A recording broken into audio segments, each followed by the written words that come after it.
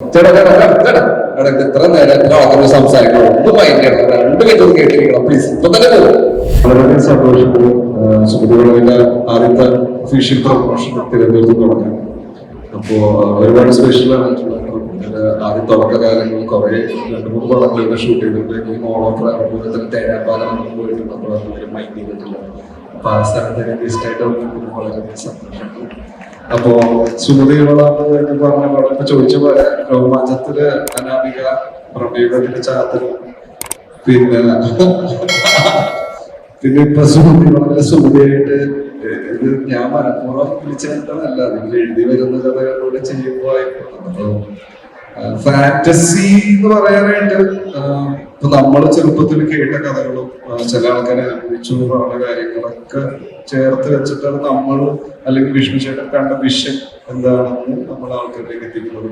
അത് കുറച്ചധികം നല്ല കലക്കൻ രീതിയിൽ വിഷ്ണു ചേട്ടനും പിന്നെ അറ്റ് ദ സെയിം ടൈം നമ്മുടെ DOP ആയ ശങ്കർ സാർ മറ്റേ രാക്ഷസ തമിഴ് പടത്തിന്റെയൊക്കെ DOP ആണ്.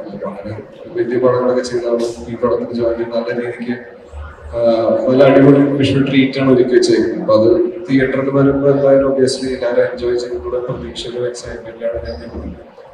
അപ്പോ ഈ ഇപ്പൊ ഞാനായിട്ട് വിളിച്ച എല്ലാ 2019 കേട്ട കഥയാണ് ആക്ച്വലി സുമതികളാണ്.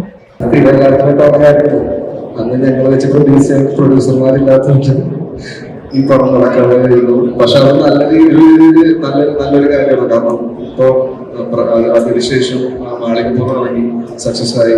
ഇവര് ഓൾറെഡി ഒരു ബെഞ്ച് മാർക്ക് അവിടെ ക്രിയേറ്റ് ചെയ്തുകൊണ്ട് ഒരു പ്രൊഡ്യൂസറിനെ വിശ്വസിച്ച് ഒരു പടം ഏൽപ്പിക്കാന്നുള്ള രീതിയിൽ അതുകൊണ്ട് ഈ സുമതി വളർന്ന് ഇത്രയും വൃത്തിയായിട്ടും പ്രതീക്ഷകളും അപ്പുറം നല്ല രീതിക്ക് ഈ പടം വന്നിട്ടുള്ള വിശ്വാസമാണ്.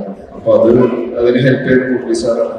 ഇവർക്ക് സ്ട്രെസ് ഉണ്ട്, പക്ഷെ ഇങ്ങനത്തെ കുറച്ച് ഹെക്റ്റിക് ആയിട്ടുള്ള വർക്ക് ഭയങ്കര പീസ്ഫുൾ ആയിട്ട് ഡയറക്ഷൻ സൈഡായാലും ടീം ഉണ്ടായിരുന്നു നല്ല രീതിയിൽ. അപ്പൊ അതെല്ലാം ഭയങ്കര ക്ലീൻ ആയിട്ട് അടിപൊളിയായിട്ട് പടം ചെയ്യുന്നതിന്റെ സാറ്റിസ്ഫാക്ഷൻ ഉണ്ട്.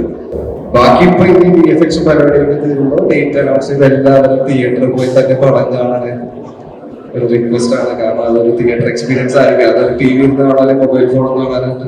എത്ര നേരം ആൾക്കാർ സംസാരിക്കണം ഒന്ന് ഭയങ്കര 2 മിനിറ്റ് കേട്ടിരിക്കണം പ്ലീസ് ഇപ്പൊ തന്നെ പോകും. പ്രശ്നമില്ല. അപ്പൊ ഒന്ന് തിയേറ്ററിൽ പോയി തന്നെ കാണാൻ ശ്രമിക്കുക. ഇതൊരു ഹംബിൾ റിക്വസ്റ്റ് ആണ്.